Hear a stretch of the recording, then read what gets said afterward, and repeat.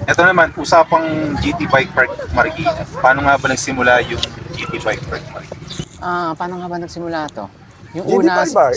si Kaleb, si Oh, Eddie. yan. Good question. As in, matagal na namin nililigawan si Boss Randy. Yan. Naghahanap kasi tayo Actually, ng naghahanap ano, no? na, kumbaga ako, sampid sa MFR. Pero Di naman! Hindi, parang yung ano na, ganun kasi, taga Quezon City ako, taga UP.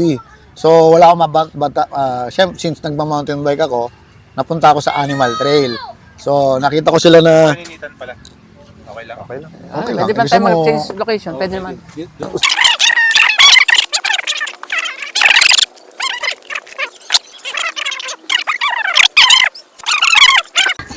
Okay, Coach Eli. Okay. Go! So, nung nagtrabaho ko sa RD Cycle, so nalaman ko ang may-ari pala nito, yung boss ko. Anak ng boss ko. Tama ba? Oh, yung boss ko is anak. Anyway, yun na. So, siguro it takes 2 to 3 years bago kami mabigyan ng letter para payagan kami. Kasi, yun, babalik tayo kanina doon sa ano, before, parang yun nga, sampid lang ako sa MFR, pero tropa ako ng MFR. So, nung tagal-tagal na namin, may racetrack doon. Kailan tayo? Oh, Sa- tanggal, ano, parang mga ano, alam mo yung, naging parang nag-squatting sila. Squatter. Gogo, Lipat. magbubuo, gigibay ng munisipyo. Sorry ganun naman kasi talaga eh. Hindi kasi private property. Saka bawal naman talaga. Bawal, public, Illegal. whatever. Hindi pa pwede. Ayun na, nung nag-work ako doon sa RD Cycle, kinausap ko si boss. So, buti na lang, mabait din si boss. Maganda naman attention namin. Yan. Kaya nung binigyan na ako ng letter na pwede na kami magpunta dito sa Marikina, ayun na. Tinawag ko na sila, uy guys, puta na, pwede na tayo maglagay ng ano. Ayun na. Nag-ambagan. Nag-ambagan ng pera, pati si boss nagbigay din ng pera para bumili ng mga panambak muna. Kasi plain na plain tong area. Actually, baseball field talaga to eh. Ayun, nagbigay si Doc. Si Doc. Big time.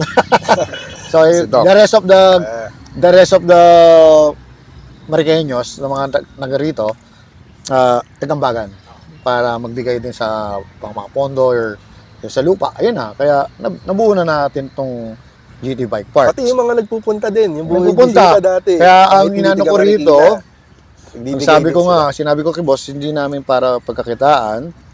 Gusto namin dumami lang ang rider. Donation. Yan, yung donation box namin, donation box pa rin. Gano'n lang. Last year lang, mid last year lang. Yes, Hindi, 2023 yata. 2023. Pero nabuo namin to after nung bagyo na. Kasi puro panambak pa. Ngayon lang to 2 years pa lang.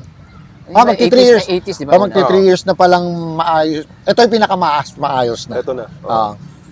Yung tungkol naman sa design ng truck, sinong nag-design, anong mga kinonsider nyo? Actually, ano na yan eh. Halo-halo na. Lahat na kami lang palit na yan. Kung ano-ano idea na lang, kanya-kanya idea, basta ito naman. Basta kami naman Safe dito, siya. ano naman, baguhin to. Sige, pag pabor sa isa, pabor sa lahat, o di palitan. Hindi lang basta-basta mabago kasi wala kaming equipment. Puro Mahirap manpower. eh. Sobrang manpower to. Kaya kay Buboy, kay Wasalak, halos dito na nakatira. Oo. Sila Yan. Jason. Sila Jason, yung mga yan.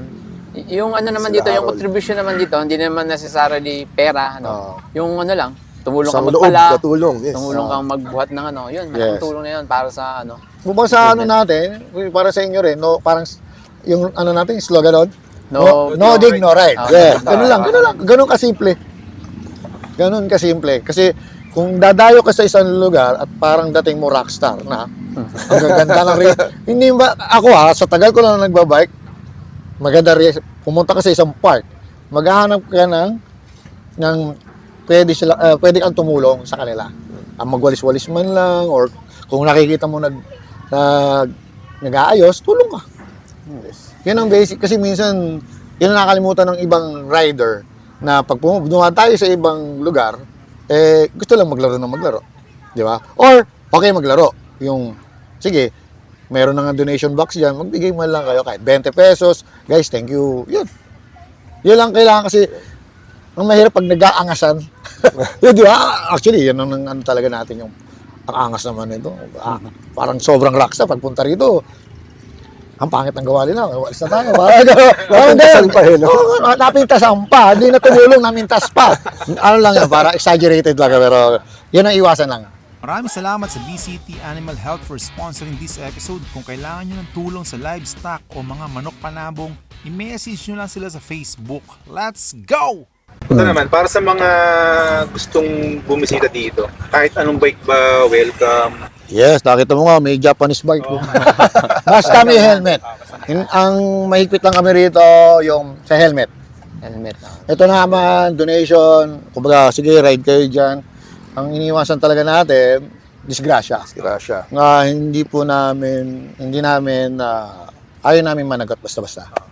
No helmet, no ride. Ride. Kasi, given, pag pumunta ka sa ganitong park, ayaw namin may ibang disgrasya, pero, given, pag pumunta ka sa ganitong park, may semplang. Ayun. Kaya, kailangan aware sila.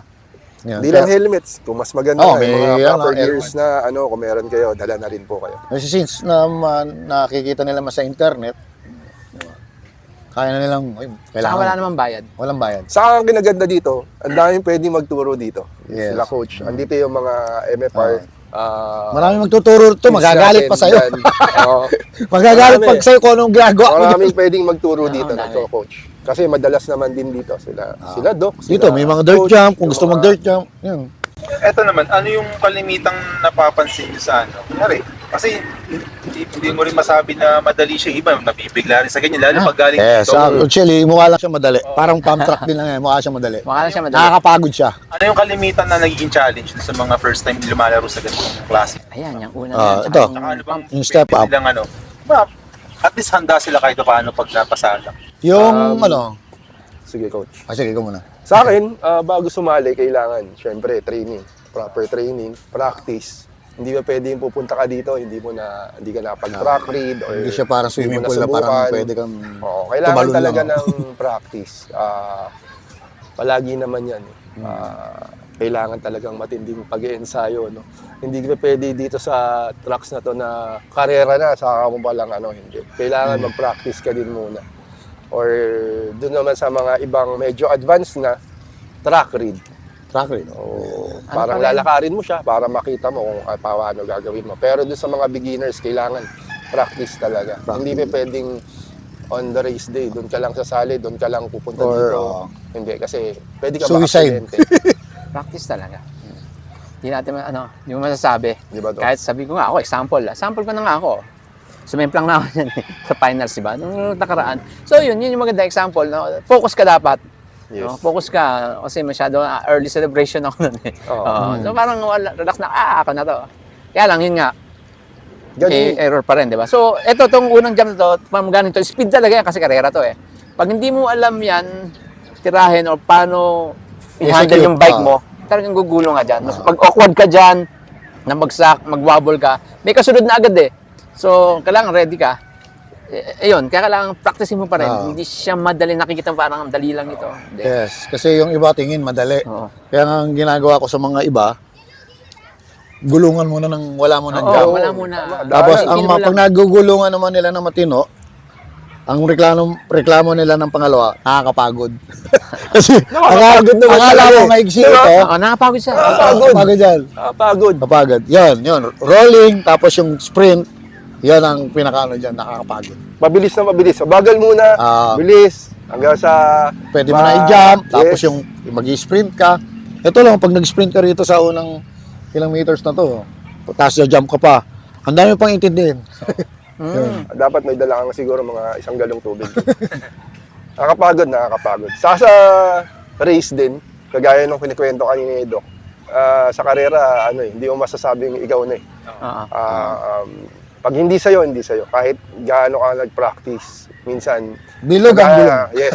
Kahit Doc, 1 liko na lang siya. Champion, back-to-back champion. Pero sumemplang siya out of... Hindi natin alam kung bakit. Minsan ganun eh. Bigla ka na lang sumemplang. So, naging buti na lang. Mabilis bumangon, naka-second place. Pero, yun nga, sa buhay karera, sa experience ko din, ganun. Pag hindi sa'yo, hindi sa'yo. No. Minsan may mga nangyayari talaga na, swerte, kunyari, last na ako, sumemplang ngayon yung mga ko, ako pa yung naging first. Minsan naman, ikaw yung first, sumemplang ka. Hindi mo masabi. So, talagang ganun. Siguro, Talagang enjoy Dito. lang, ganun. Saka dagdag ko dito, malaki chance mo ng malaman kung huli ka o panalo, ano ka, makakahabol. Kasi makikita mo agad yung kalaban. Thank you for watching Trailside Stories. Para lagi kang updated sa mga bagong episode, follow mo lang kami sa mga social media account namin. Tapos share mo na rin. Tara na!